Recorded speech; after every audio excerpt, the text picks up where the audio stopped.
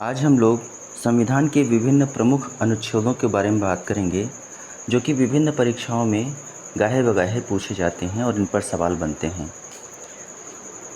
भारतीय संविधान में वर्तमान में 9 दिसंबर 2020 की स्थिति के अनुसार गणना की दृष्टि से लगभग 465 अनुच्छेद आर्टिकल हैं, परंतु क्रमांक की दृष्टि से अभी भी 395 अनुच्छेद हैं तथा सभी अतिरिक्त अनुच्छेदों का मूल अनुच्छेदों के साथ का, खा, गा आदि लगाकर जोड़ा गया है।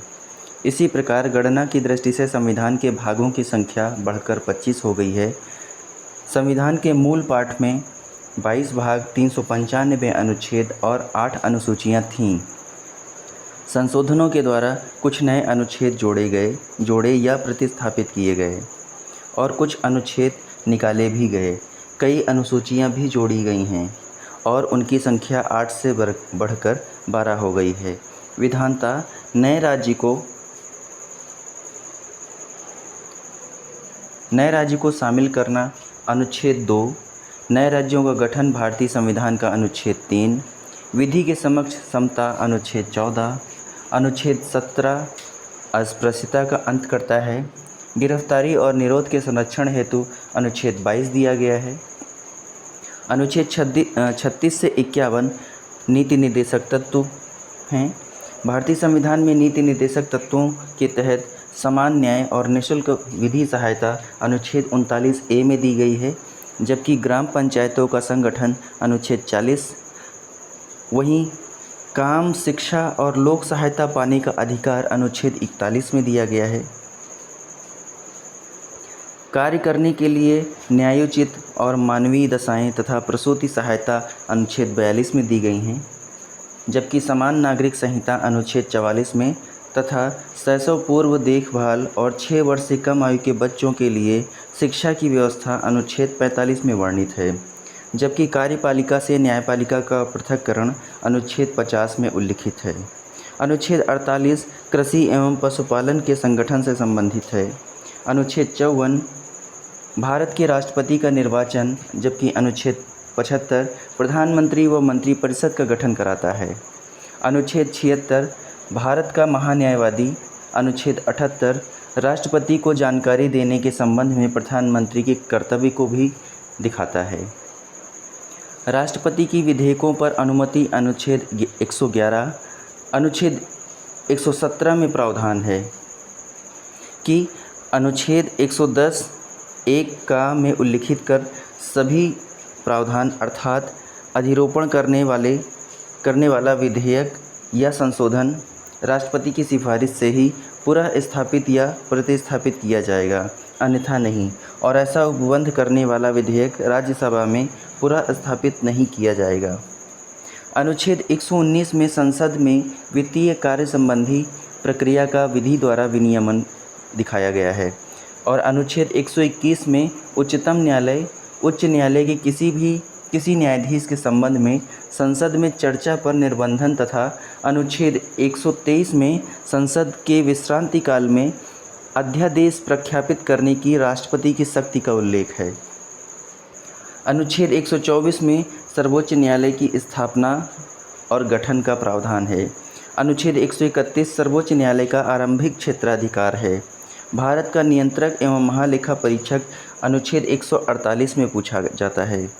अनुच्छेद 155 राज्यपाल की नियुक्ति करता है और अनुच्छेद 164 मुख्यमंत्रियों एवं मंत्रिपरिषद की नियुक्ति करता है। राज्य के महाधिवक्ता की नियुक्ति संबंधी प्रावधान अनुच्छेद 165 में है तथा राज्य विधानसभाओं की संरचना अनुच्छेद 170 में वर्णित है। अनुच्छेद 215 उच्च न्यायालय का अभिलेख न्यायालय होना है। अनुच्छेद 222 किसी न्यायाधीश का एक उच्च न्यायालय से दूसरे उच्च न्यायालय में अंतरण है।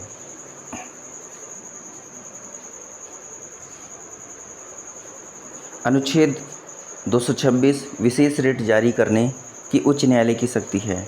अनुच्छेद 227 सभी न्यायालयों के अधीक्षण की उच्च न्यायालय की शक्ति।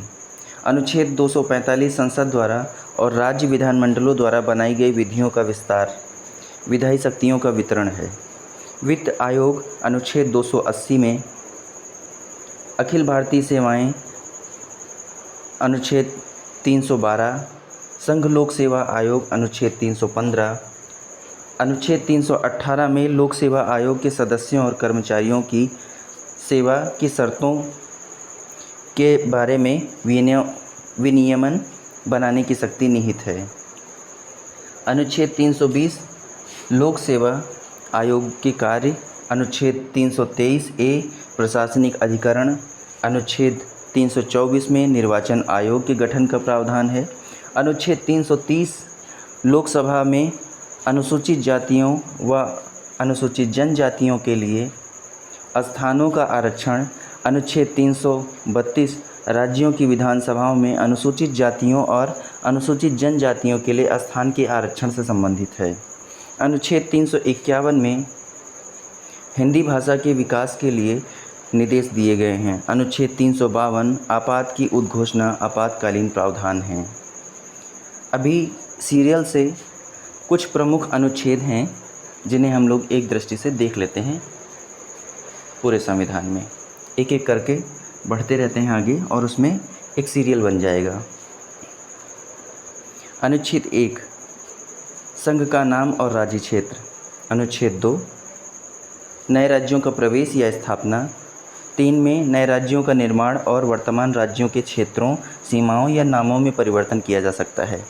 जबकि अनुच्छेद 5 संविधान के प्रारंभ के समय नागरिकता पर विचार करता है। अनुच्छेद 14 विधि के समक्ष समानता का अधिकार दिलाता है सभी को। अनुच्छेद 15 धर्म, मूल वंश, जाति, लिंग या जन्मस्थान के आधार पर किसी को भी विभेद से बचाने का तरीका है। अनुच्छेद 16 लोक नियोजन के विषयों में अवसर की समानता। वहीं अनुच्छेद 17 अस्पृश्यता का अंत करता है। अनुच्छेद 18 उपाधियों का अंत कर देता है। 19 में वाक स्वतंत्र आदि विषयक कुछ अधिकारों का संरक्षण है। अनुच्छेद 20 अपराधों के लिए दोष सिद्धि के संबंध में संरक्षण देता है। अनुच्छेद 21 प्राण एवं दैहिक स्वतंत्रता का संरक्षण। अनुच्छेद 21 का कहता है कि 6 से 14 वर्ष तक के सभी बच्चों को निःशुल्क और अनिवार्य शिक्षा का अधिकार है। अनुच्छेद 22 कुछ दशाओं में गिरफ्तारी और निरोध से संरक्षण है।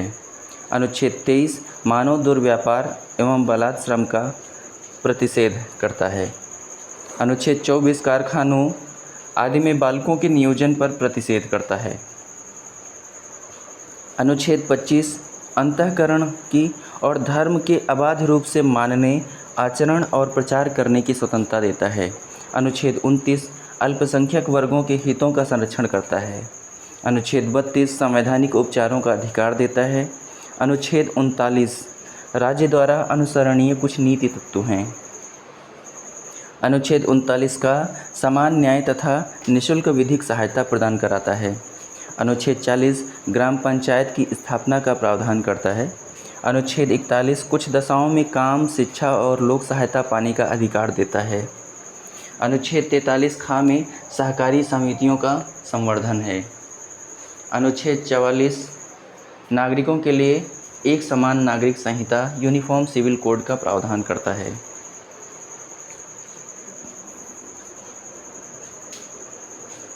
जबकि अनुच्छेद 45 6 वर्ष से कम आयु के बच्चों की बाल्यावस्था की देखभाल और शिक्षा के लिए प्रावधान करता है। अनुच्छेद 48 का पर्यावरण का संरक्षण और संवर्धन एवं वन तथा वन्य जीवों की रक्षा कराता है। अनुच्छेद 50 कार्यपालिका से न्यायपालिका का पृथक्करण करता है। अनुच्छेद 51 अंतर्राष्ट्रीय शांति और सुरक्षा की अभिवृद्धि करता है। वहीं अनुच्छेद 51 का मूल कर्तव्य प्रदान करता है। अनुच्छेद 52 भारत का राष्ट्रपति बनाता है। वहीं अनुच्छेद 55 राष्ट्रपति के निर्वाचन की पद्धति देता है। अनुच्छेद 57 पुनर्निर्वाचन के लिए पात्रता दिखाता है। अनुच्छेद 58 राष्ट्रपति के पद की योग्यता बताता है। वहीं अनुच्छेद 60 राष्ट्रपति द्वारा शपथ या प्रतिज्ञान बताता है। अनुच्छेद 61 राष्ट्रपति पर चलाई जाने वाली महाभियोग की प्रक्रिया है। वहीं अनुच्छेद 66 उपराष्ट्रपति का निर्वाचन कराता है। अनुच्छेद 70 अन्य आकस्मिकताओं में राष्ट्रपति के कृत्यों का निर्वहन करता है। अनुच्छेद 72 क्षमा आदि की और कुछ मामलों में दंडादेश के निलंबन, परिहार और लघुकरण की शक्ति राष्ट्रपति के पास देता है। अनुच्छेद 73 संघ की कार्यपालिका शक्ति का विस्तार कराता है। अनुच्छेद 74 राष्ट्रपति को सहायता और सलाह देने के लिए मंत्रिपरिषद का गठन करा देता है। अनुच्छेद 75(1) प्रधानमंत्री की नियुक्ति राष्ट्रपति करेगा और अन्य मंत्रियों की नियुक्ति राष्ट्रपति प्रधानमंत्री की सलाह पर करेगा। अनुच्छेद 76 भारत का महान्यायवादी बताता है। अनुच्छेद 79 संसद के गठन का प्रावधान करता है। अनुच्छेद 80 राज्यसभाओं की संरचना। अनुच्छेद 81 लोकसभा की संरचना कराता है। अनुच्छेद 83(1) राज्यसभा एक स्थायी सदन है ऐसा बताता है। अनुच्छेद 84 संसद की सदस्यता के लिए अर्हता बताता है। अनुच्छेद 85 संसद के सत्र, सत्रावसान और विघटन के बारे में उपबंध है। अनुच्छेद 100(1) लोकसभा अध्यक्ष द्वारा अपने निर्णायक मत का प्रयोग पक्ष और विपक्ष के मत बराबर होने की स्थिति में। अनुच्छेद 108 कुछ दशाओं में दोनों सदनों की संयुक्त बैठक का प्रावधान करा देता है। अनुच्छेद 109 धन विधेयकों के संबंध में विशेष प्रक्रिया।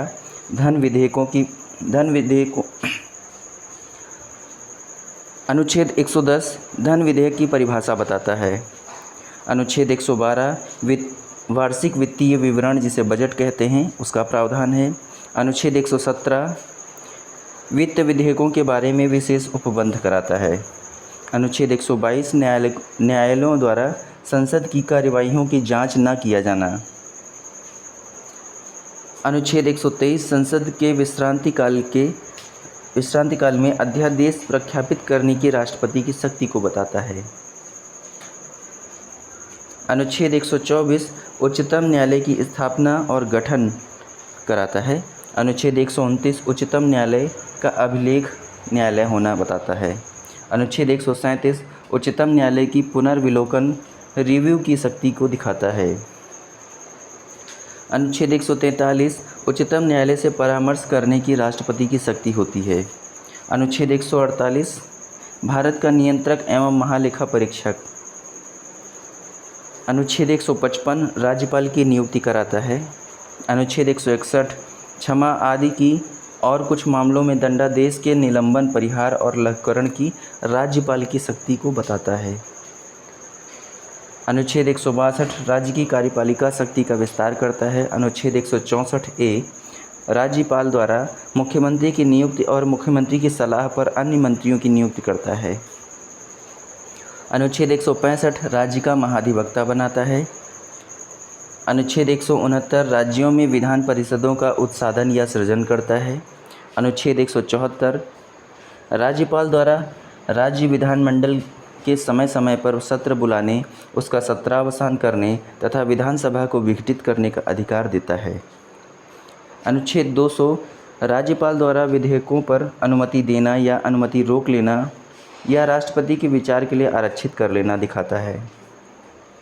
अनुच्छेद 201 राष्ट्रपति के विचार के लिए आरक्षित विधेयकों का वर्णन करता है। अनुच्छेद 213 विधानमंडल के विश्रांति काल में राज्यपाल की अध्यादेश जारी करने की शक्ति को दिखाता है। अनुच्छेद 214 राज्यों के लिए उच्च न्यायालय। अनुच्छेद 215 उच्च न्यायालयों का अभिलेख न्यायालय होना। अनुच्छेद 216 उच्च न्यायालयों का गठन होना। अनुच्छेद 217 उच्च न्यायालयों के न्यायाधीश की नियुक्ति और उसके पद की शर्तें हैं। अनुच्छेद 219 उच्च न्यायालय के न्यायाधीशों द्वारा शपथ या प्रतिज्ञान लेना। अनुच्छेद 226 उच्च न्यायालय की कुछ रिट्स निकालने की शक्ति हैं। अनुच्छेद 231 दो या अधिक राज्यों के लिए एक ही उच्च न्यायालय की स्थापना को कराता है। अनुच्छेद 233 जिला न्यायाधीशों की नियुक्ति कराता है। अनुच्छेद 239 संघ राज्य क्षेत्रों का प्रशासन कराता है। अनुच्छेद 239 का दिल्ली के संबंध में विशेष उपबंध कराता है। अनुच्छेद 241 संघ राज्य क्षेत्रों के उच्च न्यायालय 243 का में ग्राम सभा, खा में पंचायतों का गठन, गा में पंचायतों की संरचना, 243 घा में पंचायतों के स्थान का आरक्षण, 243 झा में पंचायतों के वित्तीय मामलों पर सिफारिश करने के लिए राज्यों द्वारा वित्त आयोग गठित करने का प्रावधान है। ऐसे इसी क्रम में आगे बढ़ते जाएंगे। तो टा में पंचायतों के लिए निर्वाचन, था में नगर पालिकाओं का गठन, 243 या का में नगर पालिकाओं के लिए निर्वाचन, आगे जिला योजना के लिए समिति, या झा में सहकारी समितियों का निगमन। अनुच्छेद 239 राज्य सूची के विषय में के संबंध में राष्ट्रीय हित में विधि बनाने की संसद की शक्ति है। वहीं 253 अंतर्राष्ट्रीय करारों को प्रभावी करने के लिए विधान बनाना है। 262 अंतर्राज्यिक नदियों या नदी दूनों के जल संबंधी विवाद का न्याय निर्णय करता है। अनुच्छेद 263 अंतर्राज्यीय परिषद के संबंध में उपबंध कराता है। अनुच्छेद 266 भारत और राज्यों की संचित निधियां और लोक लेखों के बारे में प्रावधान करता है। अनुच्छेद 267 भारत की आकस्मिकता निधि के बारे में वर्णन करता है। अनुच्छेद 280 वित्त आयोग।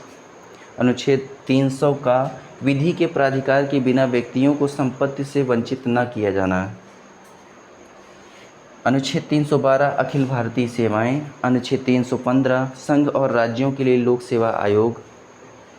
अनुच्छेद 324 निर्वाचनों के अधीक्षण, निदेशन और नियंत्रण का निर्वाचन आयोग में निहित होना।